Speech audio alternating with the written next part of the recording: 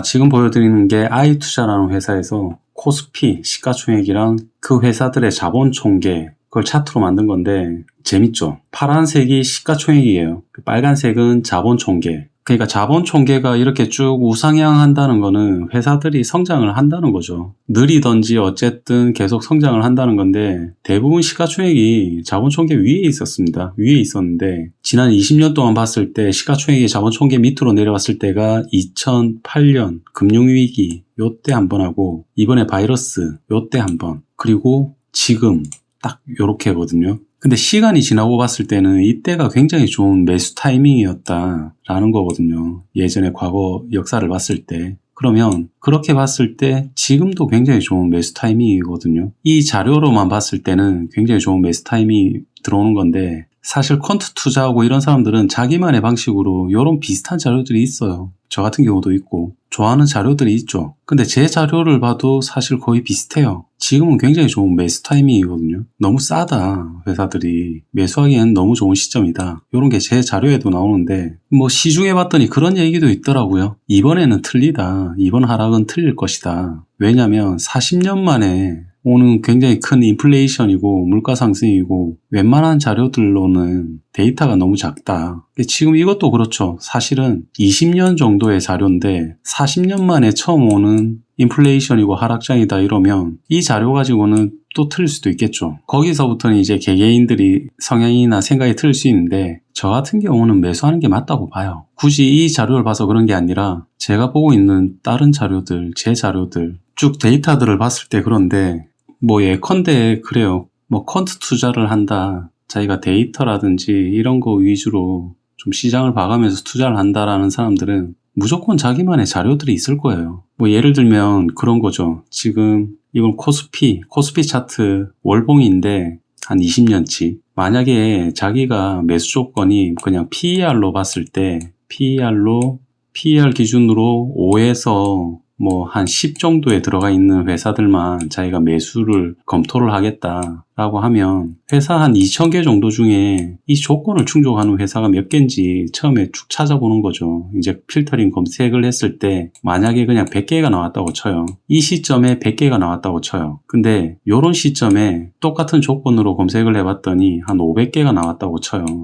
그러면 이때도 몇 개가 나왔을 때가 있을 거고 이때도 몇 개가 나왔을 텐데 그런 자료들이 해가 가면서 계속 축적이 되는 거예요. 해가 가면 갈수록 자료들이 더 많아지고 더 풍성해지겠죠. 그러면 이 조건을 충족하는 게 보통 때 몇 개 정도다, 몇 개 정도가 일반적인 거다라는 수준이 아마 나올 겁니다. 2,000개 회사 중에 이 조건을 충족하는 게 이 시기에 몇 개, 이 시기에 몇 개, 이 시기에 몇 개, 뭐 이런 식으로 쭉 봤을 때 차트상으로는 이게 많이 올랐을 수는 있지만 이렇게 검색해 봤을 때는 나오는 수치가 그냥 보통 때랑 큰 차이 없다라고 하면 많이 오른 게 아닐 수 있는 거거든요. 이런 유형으로 시장을 보는 사람들은 그럼 만약에 2020년 3월 1월 때는 자기가 정상적인 범주가 만약에 100개에서 200개 이런 종목이 필터링이 된다라고 했을 때 이때는 굉장히 많았겠죠. 2,000개 회사 중에 만약에 한 1,000개 정도가 범위에 들어온다라고 하면 굉장히 비정상적으로 싸졌다라는 걸 알 수 있을 텐데 그런 유형의 자료들이 그냥 퀀트 투자를 한다 아니면 자기가 데이터를 기반으로 어느 정도 시장을 좀 보려고 한다라는 사람들은 굉장히 많이 있단 말이에요. 이런 종류의 자료든지 비슷한 유형의 다른 자료들이. 그래서 예를 들면 PER, 이건 계속 예를 든 겁니다. 실제로 그렇다는 게 아니라 PER 5에서 10을 충족하는 회사가 자기의 매수 조건 중에 하나여서 뭐 2,000개 회사 중에 이런 조건으로 필터링 할 수 있잖아요. 심심할 때마다. 그러면 이때 만약에 검색을 해봤는데 회사가 한 1,000개가 떴어요. 자기가 검토해 볼 수 있는 회사가 1,000개가 떴다.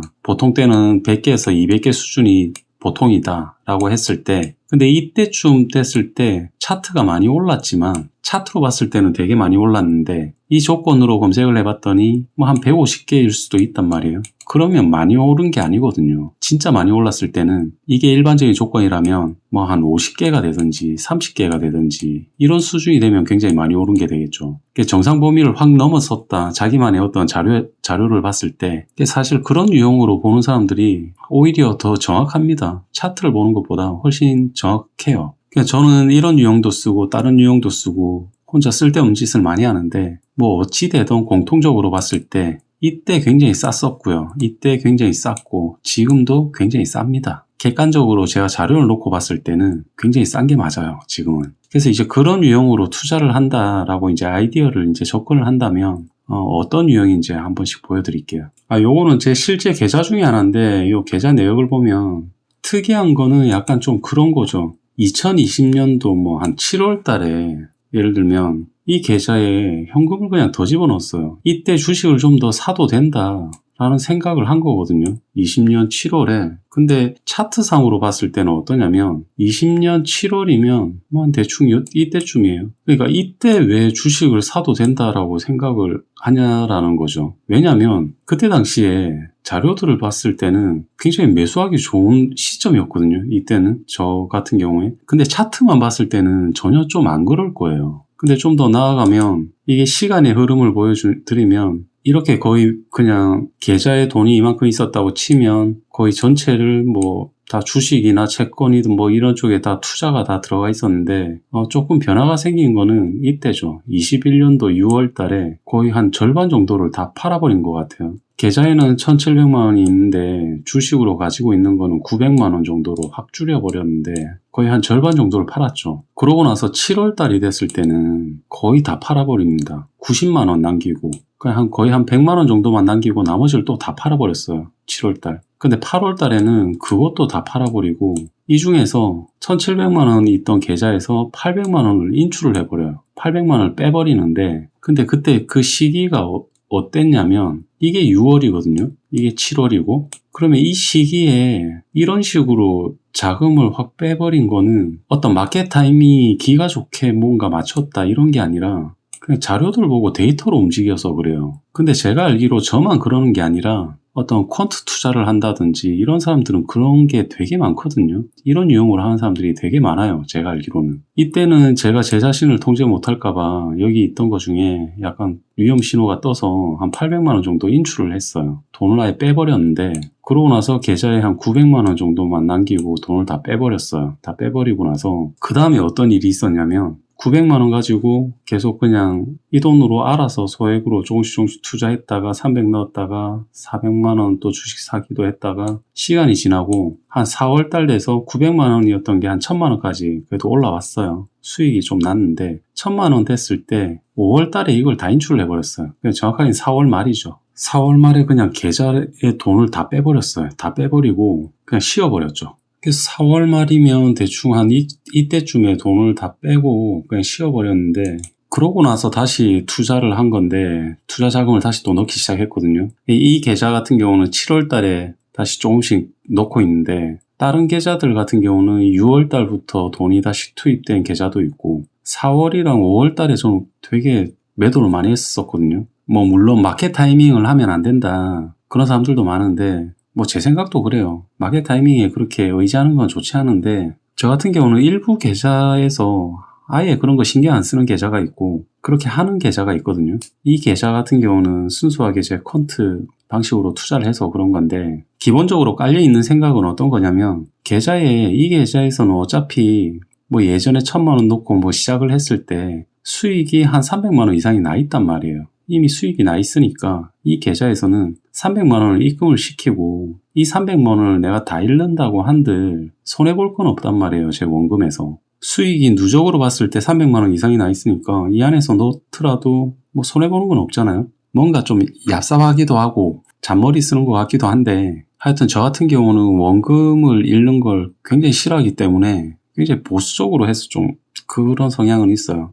어찌되든 제가 가진 여러 자료들을 봤을 때 지금부터는 투자를 해도 물론 더 떨어질 수 있겠지만 굉장히 매력적인 구간에 와 있거든요. 이 계좌 같은 경우는 7월 달부터 돈이 들어갔지만 6월 달부터 해서 다시 돈을 넣어서 투자를 시작한 계좌도 몇 개가 있어요. 뭐 하나씩 보여드리면 이 계좌가 예전에 영상을 하나 올리기도 했는데 내가 한 400만 원 가지고 돈을 더 이상 투입을 안 하고 400만 원 가지고 순수하게 주식 투자 수익으로만 1억을 만들겠다. 한 9년 안에 영상을 올린 적이 있는데 실제로 돈을 빼거나 넣거나 하지 않았습니다. 그때 1월 달에 400만 원 딱 설정해 놓은 다음부터 결과는 개박살이 났죠. 5월 달, 6월 달, 7월 달 그냥 개박살이 났는데 이게 400만 원으로 1억을 만들겠다라고 했었던 게 왜 그런 얘기를 했냐면 예전에 한번 해본 적이 있거든요. 예전에 굉장히 소액으로 투자를 해서 제가 굉장히 힘들었을 때가 한 400만 원까지 올리는 게 굉장히 힘들었었거든요.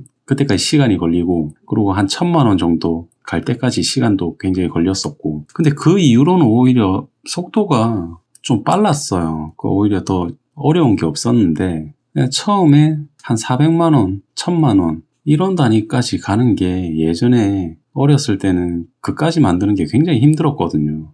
지금은 그까지 그냥 한 번에 넣어서 시작을 할 수 있으니까 그냥 설정 자체를 아예 그런 단위로 시작을 하는 건데 이 계좌 같은 경우는 돈을 더 이상 넣을 생각도 없고 이 계좌에서 돈을 빼고 싶은 생각도 없는데 어찌되든 5월달, 6월달, 7월달 같은 경우에 뭐 어쩔 수 없죠. 그럼 어떻게 보면 제가 예전에 했던 방식으로 옛날 방식으로 그냥 하던 건데 뭐 하락을 피할 수가 없죠.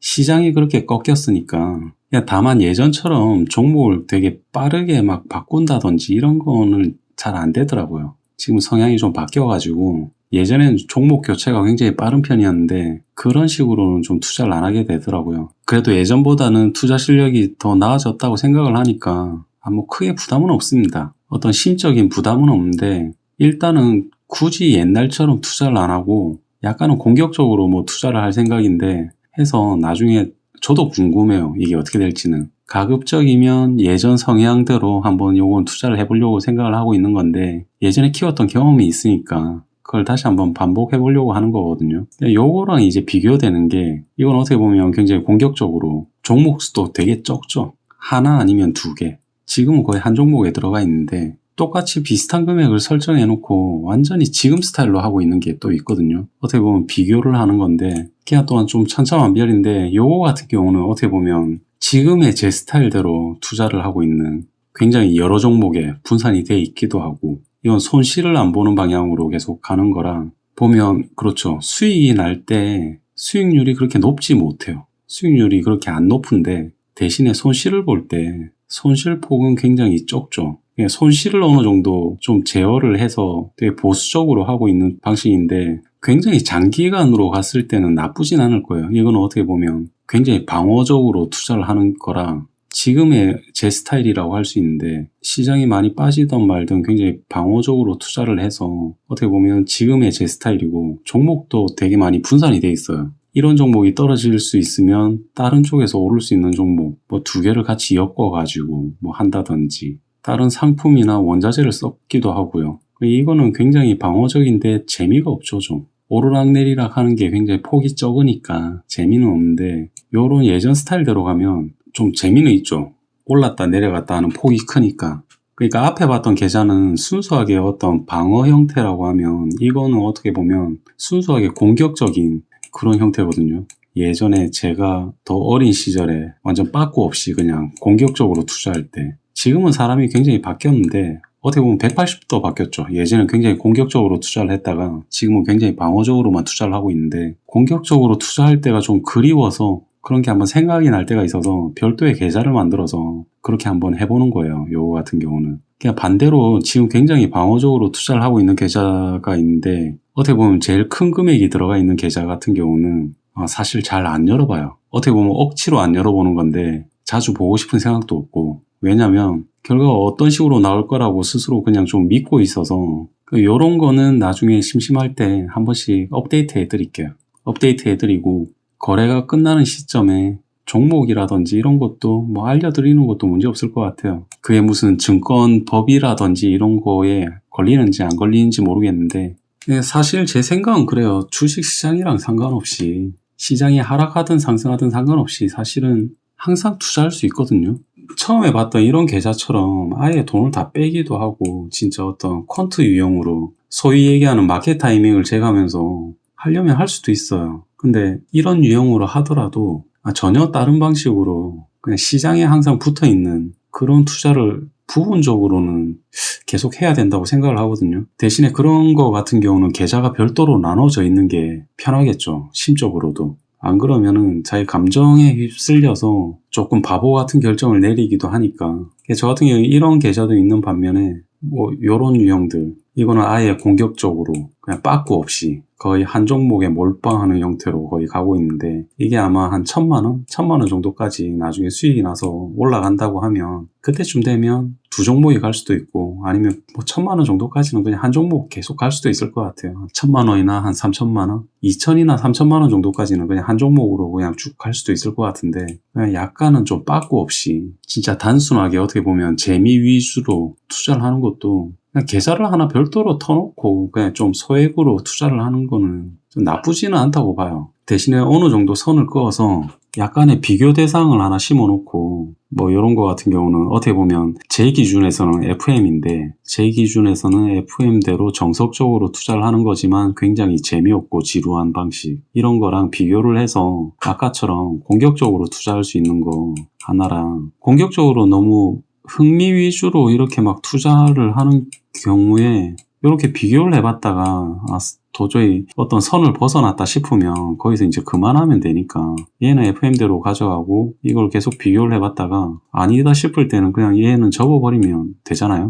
사실 이런 유형으로 가는 거는 그렇게 손댈 일이 없거든요. 계좌를 자주 열어볼 일도 없고.